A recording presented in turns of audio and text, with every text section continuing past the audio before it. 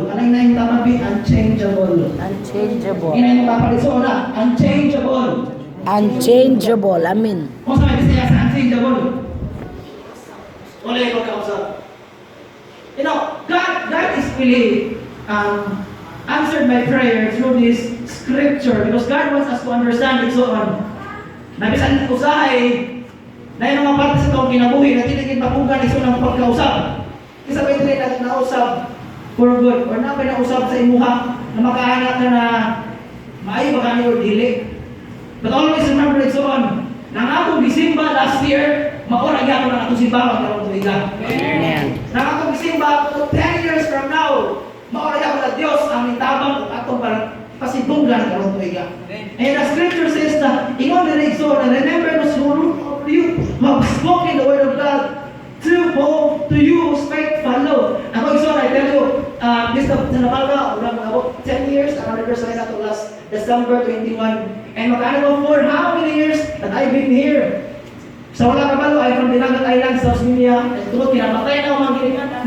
Niabot ko Surigao, ipa-eskwela ko sa mga kuya, and nakaman ko eskwela, at diri ko Surigao na ikong kiborda sa Ginoo. And so I do believe na sa mata ko sa kanato na ipadala ang Diyos para tabangan ka to strengthen your faith in the Lord. And so I am very submissive to my leaders. Dahil nagpanduyo sa ating soul, umili na naman pagtudlo. You know, one great example is kaya nga mga music team nila. Dire. Kaya sila nituluan naman ako na, ang karoon mas maayo pa sa mukha. And God sends someone to help you elevate your relationship with Him. So, naay mga tao nagtabang kanimo to draw near in the Lord.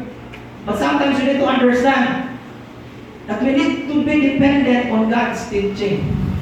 Amen. So, hindi to say that ngayon mga nagpamatuod. Si Moses, si David, natutlo ka natin if you believe, if you read the Bible, tagay milagro.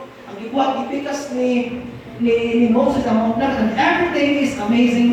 Kumbaga, milagro sa Ginoo talang gibuhat ni Soan. That's why always remember, you must remember, ang unang kinsa imong first love. Amen? Kinsa imong first love? Ano ba imong asawa? Ano ba imong bana? The moment that you are baptized by the Holy Spirit, the moment you accept Christ as your Savior, siya ang imong unang bubak. Amen? At ang plagan yung sulat imong nabugba sa Ginoo. You need to say, if you love Christ, and God ordered us to love anybody, even your enemy. That's why so on, God always told us to remember those people who rule over you. And again, let me remind everybody, na ang pagtulong sa Diyos kanimo is mauna ang pinakadakong butang na nakaplagan mo sa iyong kinabuhi. Kaya you are able to find the way, the truth, and the life. Amen. And so on. So even today, consider that Jesus Christ is the same yesterday, today, and forever. Mao ang scripture di balay sa ako Ginoo so on in my life karon. Na di ay gikan pa sa unang panahon ang atong Dios wala nagkulang sa atong kinabuhi.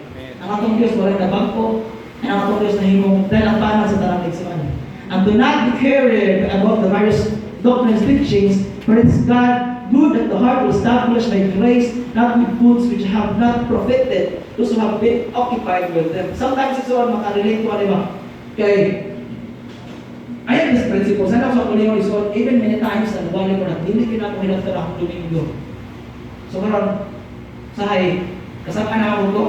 Anak ng Biblia, nagkanit sa sapit o sa authority. Di kong ikaw ito Domingo na duty. Pero, ipatawag naman sa Belatete, ano naman, usama, nagdarabaho mga dali, you need to adhere to the law. So, mahimong sige. Kung magkakahumot sa aba, at sa pasikatan, siguro, siguro maghangin na tayo. But anyway, God told us on. And we need to be, we need to be, na makabilig ka sa pundasyon na unsa ang Ginoo sa atong sa kinabuhi. So, amen? Yung dali, in a world that is constantly changing, where people fail and promises break, we have a full hope that the only one is Christ. He does not change with time, circumstances, or seasons. The same Jesus who saved, healed, and restored in the past is still working today and will remain remain faithful forever. His truth gives strength, peace, and confidence to the people of God. You know, my best friend says to me that change is the only constant in this world. You know like so on? Na ang kausap, ang change daw is only constant. Everything will change. So na itong 2016 before siguro, bagat, niwang makay ka. Siguro kung na-ako presentation, ipakita na akong picture niyo sa oras sa karon. Makakayo ko na, i-bless with those good to Ginoo mo. Kay practicate to, ano sila, this year daw is year sa mga, kung sila, everyone, people, kung sila, ano na ito ay year sa mga chubby. Year ko naman sa mga, kaya ko suko, sa mga tani. Diba? Kung sila, year ko naman sa mga chubby, i-bless daw ng mga chubby. So magpa-chubby mo kayo. Bless now. So meron sa so on, in a world that we're constantly changing, Jesus Christ is unshakable. Amen? Kasi masabot ang unshakable, it's so on. It's more on, hindi kayo makontrol yung prinsipyo. Hindi kayo makontrol ang pagkasiya, tungkol kayo mga na yung saan.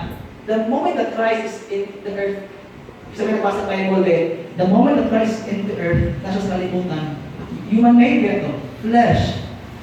Nahimong matintal siya, nahimong ma-prone to any temptation, but Christ, kung yan, tuyo, iyan gipaninamutan ang iyang purpose, matuman. And the Bible says, Christ is blameless. Christ is perfect. Even though nasa swan na kalibutan, tagay mga tentasyon sa iyang dintal sa iya, but He remained the command that His Father commanded Him to do. And so I do believe, each of us here, na ay gisuko ang Ginoo sa atong kinabuhi. Amen? Ano si Pastor ko sa buha? Ito ano magagbukid, tugutin ang purpose sa Ginoo sa imong kinabuhi, magpadayon. So I must have ang ministeryo ba ito? I do believe sa born again, we are Christ, giluwas na sa Ginoo. And ang atong katayo, ano so ang dili lang ang maong alagad sa Diyos, mahimong musindak ang kahayag. But your kahayag must be seen in every people that is being kauban nimo. So ang iyong katuyuan ni kabutakon or imong kinabuhi, dako og kahimuan sa imong kaluwasan sa abot na panahon. God commanded us isuon na dili ta mo compromise, but we must be an influencer to our people. Amen. Amen. We must influence. Dili dapat mapatay ang magpapildi ang buluhaton sa Dios sa buluhaton sa dili ayon buta. And God is a perfect set of example. Sa diha magalagad ka sa Dios, sa diha isuon na kay tawag na heart of a servant, be like Christ. Amen.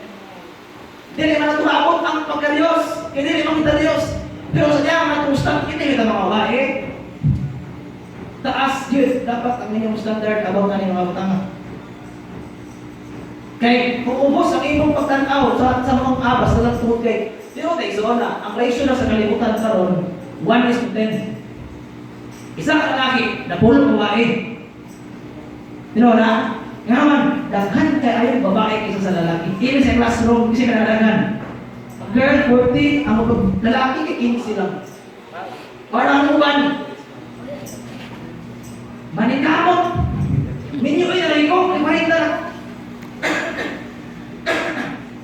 Di ba? Mangita rin sa kanagita mo. Sa amo sa division office sa Pagbaran, sa agi mga 40 years old na mga administrative officer. Wala akong lumong, sir. Wala akong lumong, sir. Sir, nakita ko mas banhan mo, sir. Pag-abi na ako, sir, minyokin ako, sir. Tawag ko. Nahugtan. Orita, ito, bensin ko, wala nanay mo. Di ba? Mo ko na ng ratio sa atong kalibutan, which is evident kay ilan nila mabati. But who cares? Girls, who cares? Bahala ko kung partner ba na akong Ginoo. Amen. Usahay na ko, ubusan na atong standard para lang matubag ang atong ipangandoy. Pag wala ang kabalo na ang Ginoo na itubag sa imong pangandoy. Wala ang kabalo na nakalimot lang di ay ka, pero daan ang Diyos na nag-fulfill sa missing piece sa imong kasing-kasing. Because if we rely on earthly things, hindi kita matagbaw. Pero if ato ipangita ang presensya sa Diyos, naa sa Ginoo ito na ilo sa satisfaction sa atong kinabuhi. Di na mahimong kulang ka, But in the very beginning, you are, narinig din naman ninyo kay sa nahon mo lang, ang problema lang. Pero God encourages it on that Christ must be our set of example.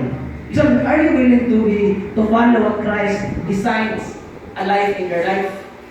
So, ano? Minito say, panikamuti igsoon, na unsay ang Ginoo, buhaton po din mo sa angay baton para sa Ginoo.